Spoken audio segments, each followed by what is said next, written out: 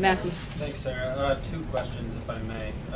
First, who's primarily responsible for what appears to be the failure of this healthcare legislation?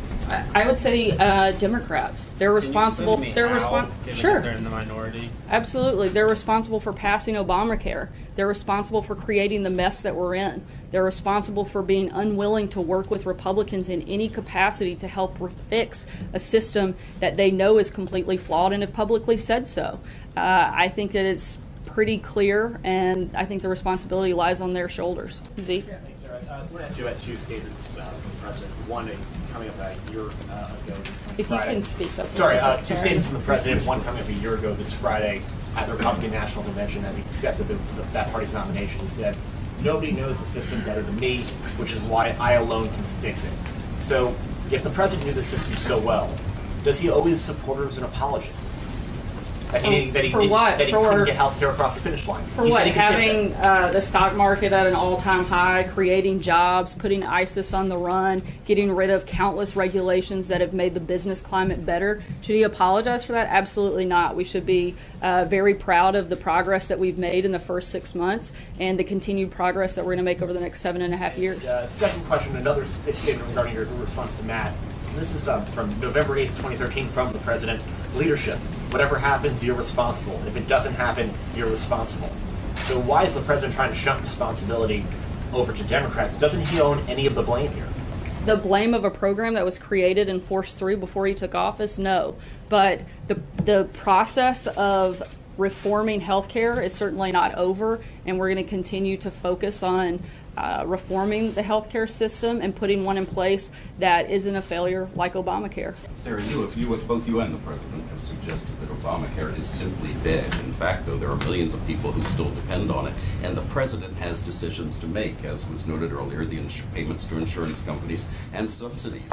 He can push this over the cliff, as Senator Schumer said a short time ago. He has the power to do that. It's not simply going to fail on its own. He has the power to do it. I disagree with you. I think we're seeing it fail day after day after day as millions of people. Well, if it's already failed, it can't fail day after day after day. You're saying it's dead. You're saying it's dead. It's not dead. There are still millions of people, many of them the forgotten men and women you like to talk about, who still depend on it. And he has the power to kill it dead. He has the power to push it over the cliff. Are you saying he's already made the decisions on subsidies and payments to insurance companies that would finally kill it? No, that's not what I'm saying. Again, in terms of Obamacare being dead, it's an unsustainable program. When something is unsustainable and it can't be revived. You're not saying it's dead.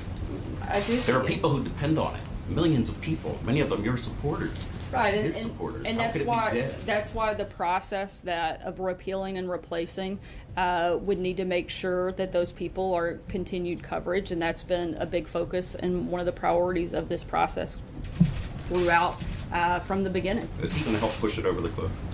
Again, I think this is already going over the cliff and doesn't need a push by the president. Sarah, when you've spoken to the president earlier today, said that this system will continue to collapse and will get to a point where Democrats have to come back to the table and join in trying to find a way to fix it. What specifically does the administration think would be that point where we would get a group conversation that has not happened yet? I think that's a question, frankly, you'd have to ask the Democrats. I think they're the only ones that know what's going to bring them to the table. You're the ones who keep saying that there's going to arrive a point at which the system has failed to such a degree that suddenly there's a willingness to compromise. So, like, what are you envisioning? Well, I can't Failures imagine of that. I individual can't imagine that plans? as this program, as he laid out, goes deeper and deeper off the cliff. You're either off the cliff or not off the cliff. You don't go deeper and deeper off a cliff. What is the point that you're describing? The point is Obamacare is simply unsustainable. We've said this 100 times. But you're saying it's you're not a gonna revive program that that can point. be revived. It is essentially a dead program in terms of being able to provide the type of health care that Americans need and deserve.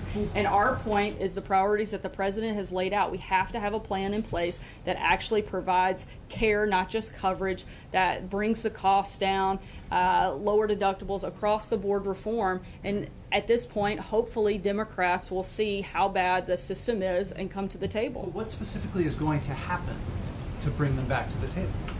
Again, Other than, I mean, you're saying it's unsustainable, it can't be supported. I would and the think that president is those saying it's things going to get to a alone point where Chuck should Schumer wake knocks up on the door. Democrats and make them want to come to the table. Again, I'm not going to speak for the breaking point of Democrats, but I can't imagine that as we continue down this road, they don't come to the table to try to help save healthcare in this country. When it comes to ACA, you're blaming Democrats, but Democrats are saying there were 99 amendments by Republicans in ACA. What do you say to that? This is still, a Democrat piece of legislation. It was written, it was forced through. Not 99 amendments to how many hundreds of pages of legislation. It's outrageous to make this a bipartisan bill. I think everybody knows exactly who was part of that process, and it certainly wasn't Republicans. And the last question. Yes, ma'am. Some congressional leaders, particularly Democrats, are very concerned about the trust factor when it comes to Jared Kushner and his security clearance, and also still remaining in the job. What does the president have to say about his son-in-law right now in the midst of this storm, with the fact that more information continues to come out after he gave his initial statements? And they're concerned about the trust factor when he has a critical piece of security clearance that deals with issues of trust. Is the president considering allowing him to stay or leave? And should he keep his security clearance? I don't know of any changes that would be made. The president has confidence in Jared, and I'm not aware of any changes at all. Sarah, Sarah, is it fair to say the president was blindsided last night? Can you walk us through it all, when he found out, when senior staff found out, how this unfolded? I'm not going to get into the process piece and the TikTok and the back and forth.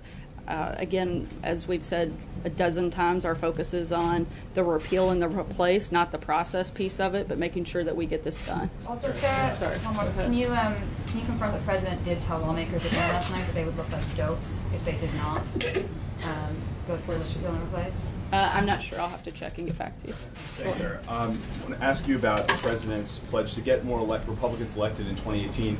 He said earlier today that he's going to be working very hard to make that happen. Does that go for two Republican incumbent senators, Jeff Flake and Dean Heller, who are not on board with this healthcare plan? Due to legal restrictions, I'm not going to get into any potential election questions. Kristen. Sarah, thank you. You continue to say this is Democrats' fault. The reality is they were willing to sit down at the table with you guys and negotiate to try to improve. I missed all of those phone Obamacare. calls coming They in. but they said they weren't going to work with you guys on repeal and replace. So isn't it fair to say that you guys were dug in and wouldn't find common ground with them as well? Not at all. We've been very clear from the beginning. We're willing to sit down with Democrats and talk about how to reform the healthcare system. And until they recognize the fact, I think, that Obamacare has completely collapsed and failed, I think it will be hard for them to move forward in the process. In But their 2012 unwillingness is pretty well documented. In 2012, at Real Donald Trump's Twitter account tweeted, Obama's complaints about Republicans stopping his agenda, and I'm quoting, are BS. Since he had full control for 2 years, he can never take responsibility. Doesn't the president need to take some responsibility for this moment, Sarah? Look, I think we're taking responsibility in terms of pushing new legislation through, but not the failures of legislation that happened before the president got into office. I think you also have to take into account the outrageous obstruction that we've talked about pretty frequently up here, not just on healthcare, but across the board, and just allowing the president's administration to be fully staffed and be able to fully carry out the duties of the office. And I understand what you're saying, but this moment is not about the legislation that was passed before the president took office. This moment is about the president and Republicans who campaigned on a promise to repeal and replace Obamacare for 7 years, the president for the time that he was on the campaign trail, not living up to that promise to the American voters. Doesn't he need to take responsibility? Like I said before, the debate and the battle over health care isn't over. We're continuing to push forward to repeal and replace Obamacare, and we're going to continue fighting for that every single day. So you're speaking as if this is over and done, and it certainly isn't. Abby? Sarah, so outside of the White House a couple of weeks ago, Mitch McConnell said either Republicans will agree to change the status quo or the markets will continue to collapse, and we'll have to sit down with Senator Schumer. So he was suggesting that sitting down with Democrats would be a consequence of Republicans failing to repeal and replace Obamacare. Is McConnell and the president, are they on the same page about whether or not they really do want to work with Democrats on this? McConnell seemed to indicate that that was the plan B, not plan A. The president has said all along that he's happy and willing to work with Democrats on repealing and replacing Obamacare. But do you guys believe that that's the way the process has actually unfolded in the Senate? In terms of Democrats being unwilling to come to the table, yes. In terms of whether the Senate Republican leaders have been open to Democrats